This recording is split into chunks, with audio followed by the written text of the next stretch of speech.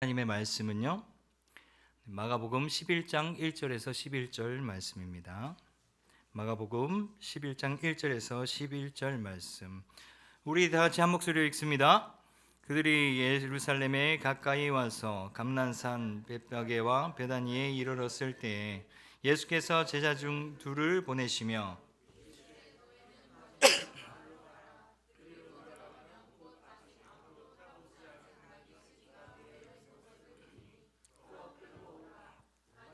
누가 너에게 왜 이렇게 하느냐 묻거든 주가 쓰시겠다 하라. 제자들이 가서 본즉 나귀 새끼가 문 앞에 거리에 매어 있는지라. 그것을 보니 거기 서 있는 사람 중 어떤 이들이 이르되 나귀 새끼를 풀어 무엇하려느냐 하매 제들이 예수께서 이르신 대로 말하는데 이에 허락하는지라.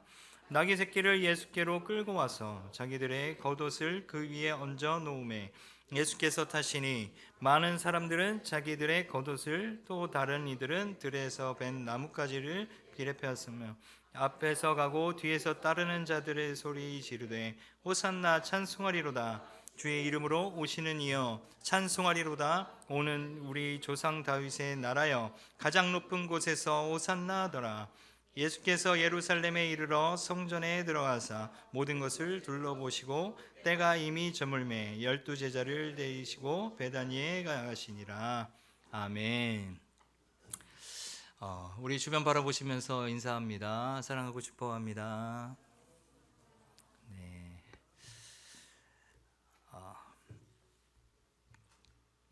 네. 오늘은 우리 예수님께서 나귀 이 새끼를 타시고 예루살렘에서 예루살렘에 입성하신 것을 기념하는 종려 주일입니다. 네. 오늘 그 이 말씀 안에 또 이날 일어난 사건 가운데 아주 작은 그 사건 하나를 우리가 관심 깊게 이제 기울여 보려고 합니다. 예수님께서 요단강 건너편 거처의 여리고를 지나서 예루살렘 가까이에 있는 동네인 이 베다니 벳바게에 도착했습니다. 그리고 예수님의 여행은 이 십자가를 향하여 가시는 마지막 이 여행입니다. 예수님은 이제까지는 도보로 여행하시고 또 오셔서 이제 얼마 남지 않은 그 예루살렘을 앞에 두시고 새삼스럽게 이 나귀를 구하십니다. 그리고 그 나귀를 타고 가겠다고 하십니다. 그리고 또 제자에게 말씀하십니다. 건너편 베다니로 가서 아무도 아직 타지 않은 그 나귀 새끼 한 마리를 끌고 오라고 하십니다. 만일 사람이 왜 몰고 가느냐고 하면 주께서 쓰시겠다라고 이렇게 분부하셨고, 그리고 제자들은 그 분부대로 나귀 새끼를 끌고 옵니다. 자, 그런데 여기서 이 나귀 새끼를 주님께 기꺼이 빌려준 이 사람은 누구인지 전혀 알지 못합니다. 그러나 아마도 이 나사로를 죽었던 이 나사로를 살린 그 사건, 그것으로 인해서 예수님을 믿게 된 사람이 아닌지 모르겠어요. 아니면 뭐 마리아와 마르다의 이 먼 친척이던가. 어쨌든 이 주님이 쓰시겠다고 할 때 자기가 소유한 그 짐승을 기꺼이 내어드릴 수 있는 그 마음이 참 돋보이는 것입니다.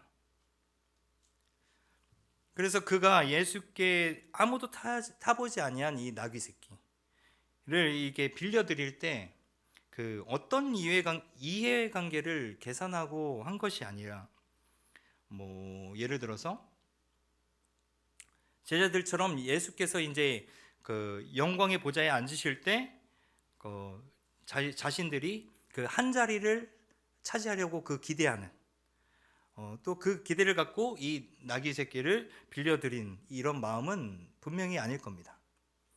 아마도 이 죽었던 나사로의 부활, 그 사건으로 굉장히 감동을 받은 또 사람이 아니었을까 생각해 봅니다.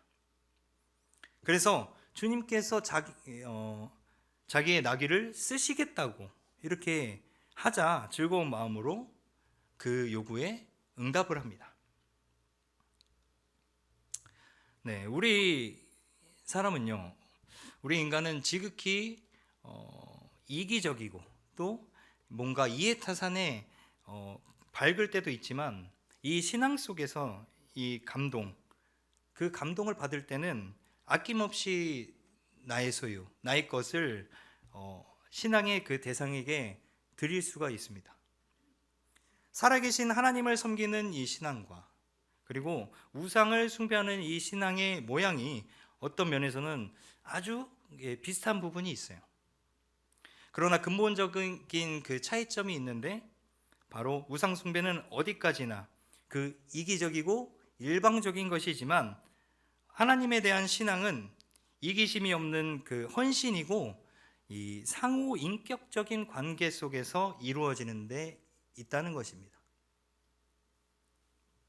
또 이 우상 숭배는 공포나 이기심이 바탕으로 되어 있어서 거기에 어떤 인격적인 관계 또 즉 그 안에 존경이나 뭐 사랑하고 뭐 그가 요구하시는 일에 그냥 인간이 응답하면서 그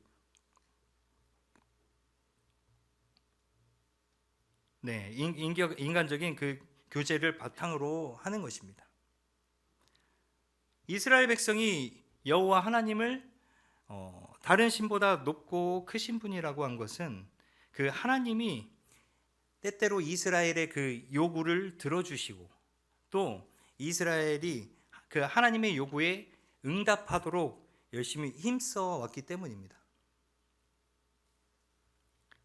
그래서 우리 주님께서 우리 인간에게 어떤 요구를 하시는 이유는 바로 우리 인간 모두를 사랑하시는 까닭이고 그리고 우리와 그 인격적인 인간적인 관계 교제를 이뤄나가시기 원하셔서입니다.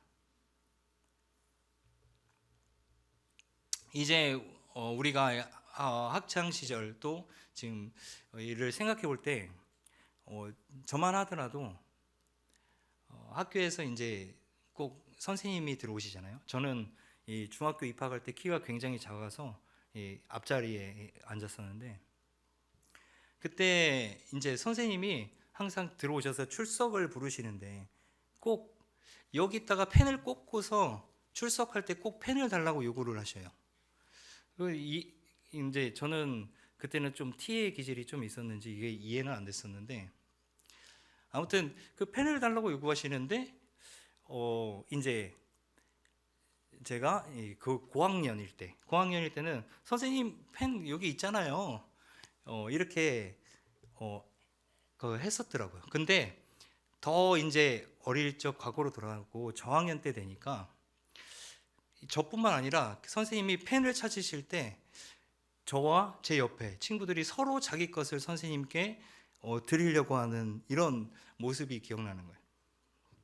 자, 선생님이 자기의 것을 사용했다는 것, 그것이 참 그때는 기쁜 일이죠.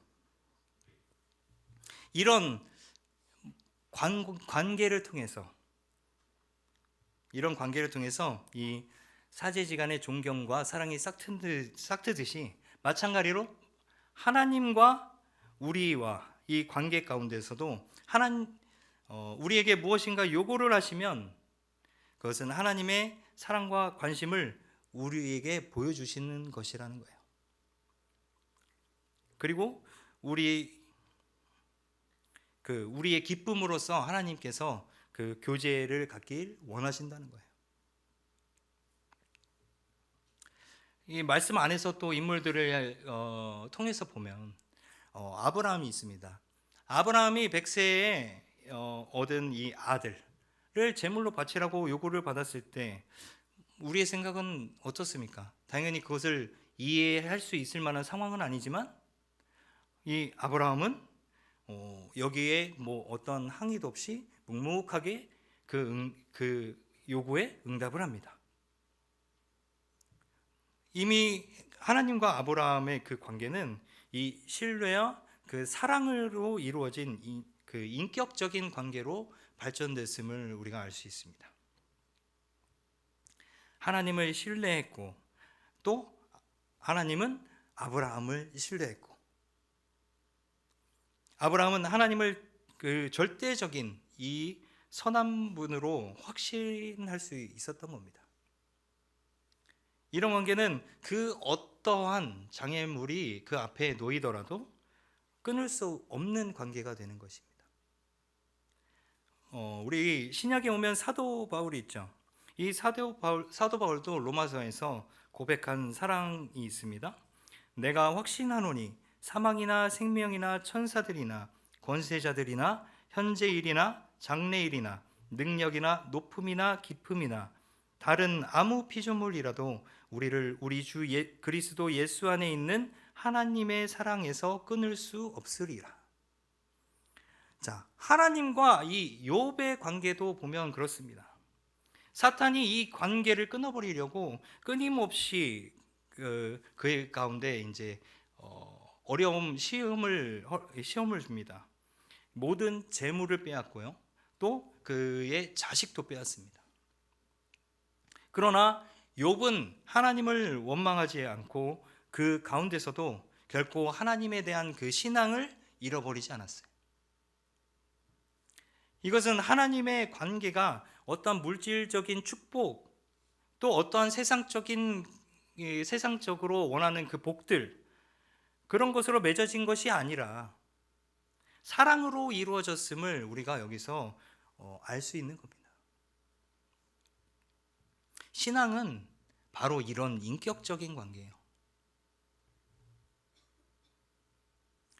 우리가 신앙을 이렇게 인격적인 관계라고 볼 때 이 나귀의 주인, 다시 돌아서 나귀의 주인을 보면 예루살렘으로 올라가시던 그 주님에게 필요했던 것, 바로 이 나귀 새끼. 좀 어감이 좀 그렇죠? 나귀, 어린 나귀 이렇게 할까요?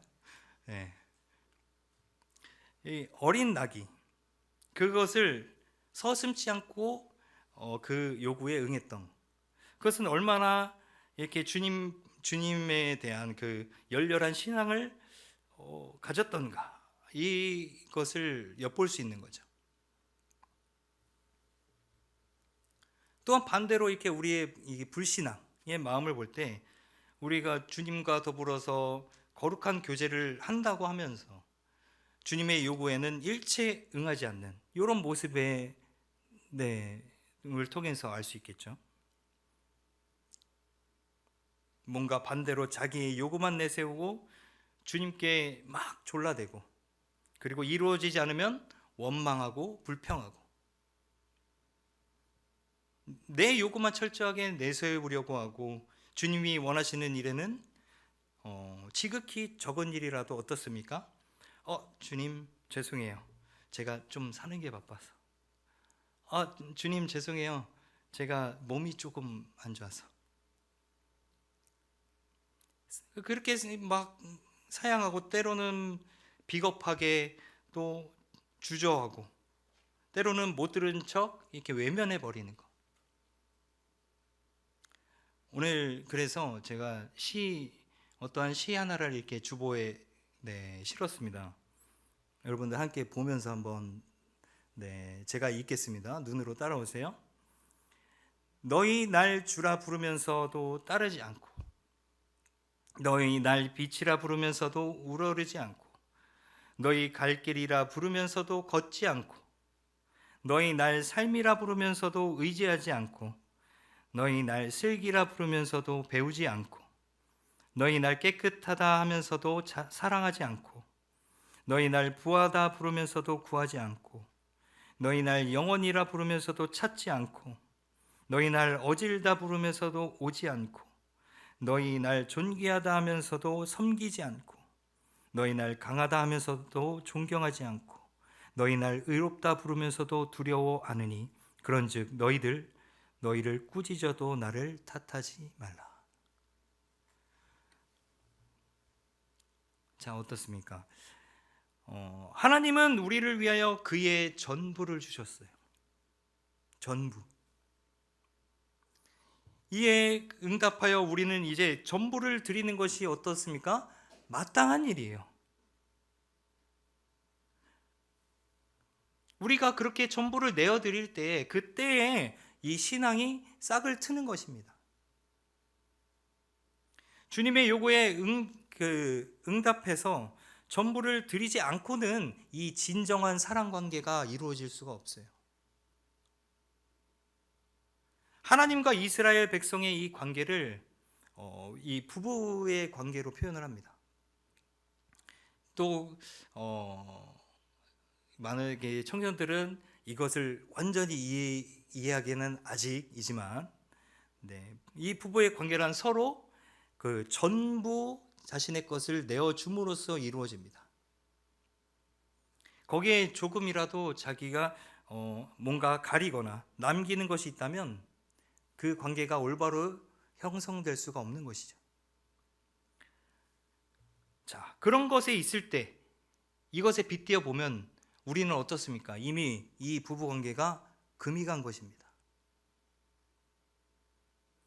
예루살렘으로 올라가시는 이 예수님은 자신의 목숨을 그 많은 사람을 위해서 대속물로 주시려고 올라가는 그 길이었어요.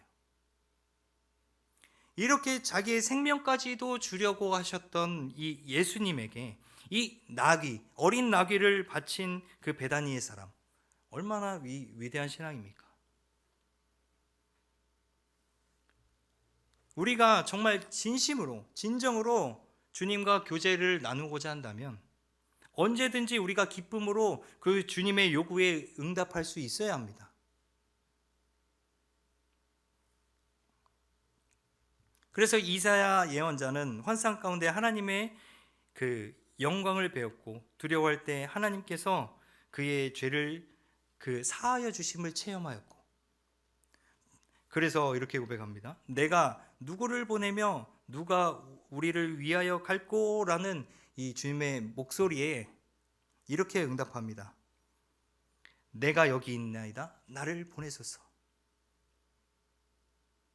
주님이 쓰시겠다고 할 때, 그때 비록 보잘것없는 우리지만 주여 어서 쓰시옵소서. 그렇게 하면서 우리의 자신을 드릴 수 있는 이 신앙의 자리에 우리가 도달하려고 하는 것이 우리의 목표입니다. 그렇지 않습니까? 우리가 우리 주님께, 우리 하나님께 쓰인다는 것이 얼마나 큰 영광입니까? 쓰일 가치가 없는, 보잘것없는 우리 자신을 하나님께서 쓰신다는 것이 우리에게 있어서는 정말로 무한한 영광이 아닐 수 없습니다. 이 베다니 작은 마을에서도 이름도 소문도 없이 자란 이 한 마리 나귀의 어린 나귀가 주님의 영광을 위해서 쓰여졌다는 이 사실, 만약에 짐승도 생각하고 말을 할 줄 알았다면 정말 대대로 가문의 영광으로 물려줬을 거예요. 우리 주님이 예루살렘에 그 입성이 전해지는 동안에 이 이름 없는 나귀, 그는 계속해서 자랑으로 전해질 것입니다. 이 어린 나귀가 뭐가 있겠습니까? 뭐가 있어서가 아니라 그저 주님이 택하셔서, 주님이 이것을 택하셔서 자기 쓰임에 맞게 사용하셨다는 것이 중요한 겁니다. 예수님께서는 이 변변치 않은 어린 나귀 한 마리를 쓰셔서 옛날 예언자의 그 예언을 성취하십니다. 스가랴 9장 9절 말씀에 이렇게 나옵니다. 시온에 따라 크게 기뻐할지어다. 예루살렘에 따라 즐거이 부를지어다. 보라, 내 왕이 내게 임하나니 그는 공의로우며 구원을 베풀며 겸손하여서 나귀를 타나니 나귀의 작은 것 곧 나귀 새끼니라. 이 사람이 쓰임을 받는 것은 정말 영광스러운 일입니다. 그러나 반대로 이 버림을 받는다는 것은 정말 수치스러운 것이죠. 자, 소금이 만일 그 맛을 잃으면 무엇을 짜게 하리요? 후에는 아무 쓸데없어 밖에 버려 사람에게 밟힐 뿐이니라. 자, 이 말씀처럼 사람이 아무리 그 쓸모가 없어 버림을 받는다는 것, 이것은 정말 큰 수치와 고통이 아닐 수 없습니다. 우리가 비록 정말 보잘것없는 사람이라고 해도 가정에서나 또 사람의 이 관계 안에서, 사회에서 다른 사람을 위해서나 이 하나님을 위해서 쓰임 받을 수 있다면 정말 그처럼 보람 있는 일은 없을 겁니다.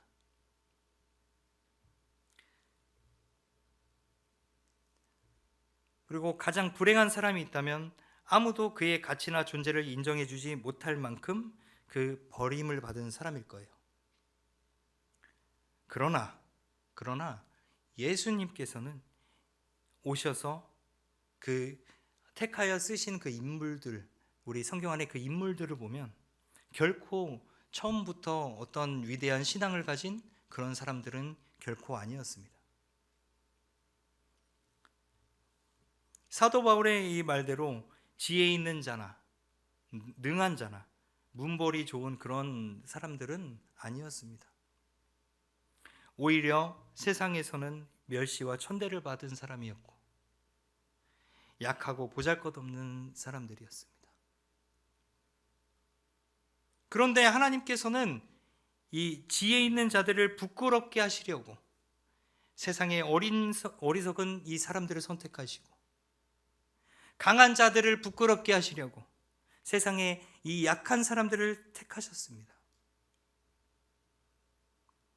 그리고 정말 유력하다는 자들을 무력하게 하기 위해서 세상에서 불행한 이 사람들과 멸시받은 사람들을, 그리고 또 존재 없는 사람들을 택하셨습니다.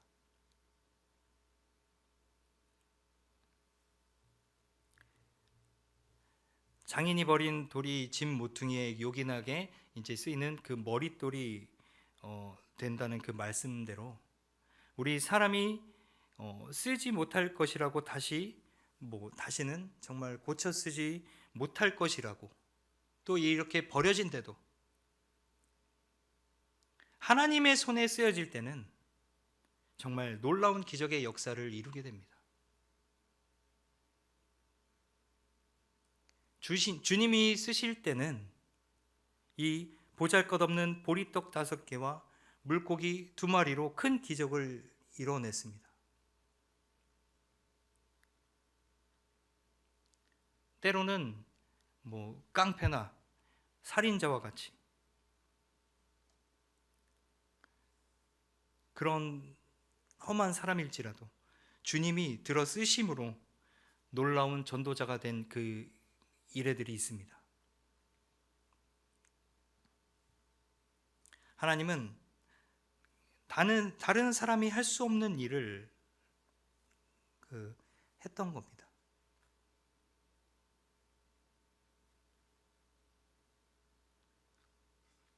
아무 쓸모가 없다고 생각되는 그런 사람일지라도 우리 주님께서 쓰신다면 그 사람이 상상하지도 못할 그런 일들을, 놀라운 일들을 해낼 수 있는 것입니다.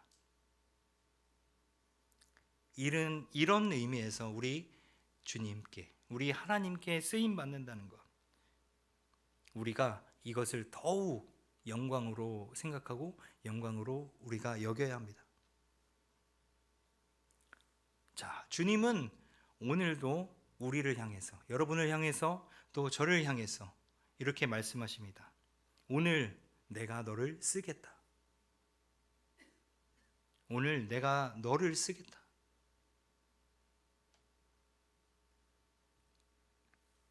그래서 우리는 이제 기쁜 마음으로 어떻게 합니까? 주여, 내가 여기 있습니다. 저는 보잘것없지만 주의 일을 위해서 써주세요. 나를 어떻게 사용하실지는 모르지만 주를 위해 써주세요. 나를 사용해 주세요. 이렇게 하고 응답할 수 있기를 바랍니다. 내가 어떤 사람이건 상관할 건 없습니다. 우리 주님은 우리 있는 그대로를 계속해서 부르고 계십니다. 거기에 우리가 주저하지 않고 우리 주님께 그 요구에 응답하면 거기에 놀라운 기적의 역사가 이루어질 것입니다. 우리에게 있는 그대로를 전부 내어드릴 때 우리 주님과 우리 사이에는 아무도 떼어놓을 수 없는 정말 그런 끈끈한 사랑의 관계가 이루어지고 우리 주님과 진정한 그런 영적인 교제가 이루어질 것입니다. 자, 오늘은 종려주일이자 이 고난주간이 시작됩니다. 우리가 특별히 어떤 기간적인 이 계기로 보기보다는 우리가 한 주간 또 여러분의 것들을 전부 이렇게 내어드리는 한 주가 되길 소망합니다. 그래서 우리의 것을 전부 내어드려서 우리가 이 또 한 주간 경건한 한 주로 살아내길 소망합니다. 우리가 하나님의 요구에 응답할 수 있으려면 우리 안에 있는 내 것들을 전부 내어드려야 돼요.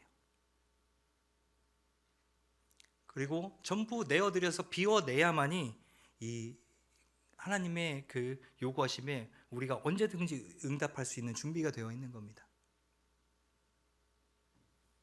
그래서 그 빈 곳에 하나님이 원하시는 것들로 채울 수 있는 거예요.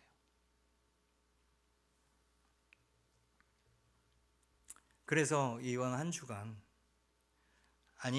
이번 한 주간을 통해서 앞으로의 우리의 삶 가운데 내 것보다는 우리 하나님으로 채워갈 수 있는 우리 모두가 되길 소망합니다. 정말 그래서 우리 수원 은혜교회와 이 주나비전 그리고 여러분의 삶, 그 안에 일어날 그 위대하고 놀라운 일들이 우리 주님이 요구하시는데 응답하였을 때, 그리고 여러분들의 그 헌신과 믿음을 통해서 이루어질 줄 믿습니다. 그리고 그 복을 누리는 우리 모두가 되길 소망합니다. 아멘. 네, 우리 말씀을 기억하면서